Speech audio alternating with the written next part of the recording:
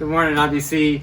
Today is Monday, June 15th, and I'm excited to be able to start off our week together reading scripture. Our IBC 260 reading plan for this week, we'll be reading Romans 9 through 13. So a few chapters there, one for each day. And I'm excited to kind of give you the outline of that today. Our memory verse this week is Matthew chapter 6, verses 1 and 2. But I just want you to know, you probably know this already, we've already started Romans, we've already started going through that. Romans can be a difficult book. It can be confusing. And so my encouragement to you, especially this week, chapters 9 and 10 can be a little rough. But my encouragement to you is take your time, go slow, spend time with the Lord, dig deeper, ask questions. Maybe just spend time thinking, maybe just spend time praying and asking the Lord to give you understanding. Maybe you need to ask a spouse what something means. Maybe you need to ask a friend or just bring up a conversation at work and just have conversations through the hard stuff that we're reading this week. And that will make us grow. That will make us grow deeper as Christians. That will give us more faith as we begin to ask God for understanding. And so that's my encouragement to you as we read.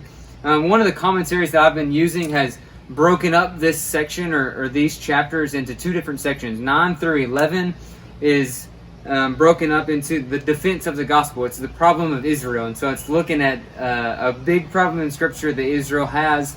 And so as you read through that, you can kind of have the background of the problem of Israel. And then 12 through 15, which we won't get all the way through this week, but a couple of those chapters is talking about the transforming power of the gospel, the Christian conduct, what it looks like for us to live out our faith, for us to live like Christians in a broken world, and how we can do that the best way, as serving Jesus, showing Jesus, but not being too pushy on other people. And so Romans really lays out practical application for that.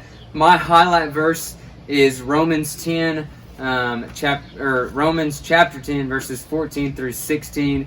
These are some verses that I've always loved, really gives an urgency to the gospel message. But this is what it says. Verse 14, how then can they call on him they have not believed in?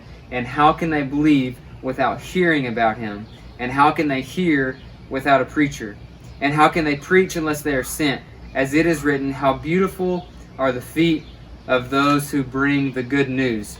The gospel is an urgent message. We know that, right? Especially in our day and time right now. The gospel is urgent, good news that the world needs to hear. And there's nothing more beautiful than those that bring the gospel of good news to people that are lost, to people that are hurting and broken. Last but not least, I want to just read you our memory verse for this week to go ahead and get it on your mind. We can start memorizing that together to be ready to say it Sunday morning.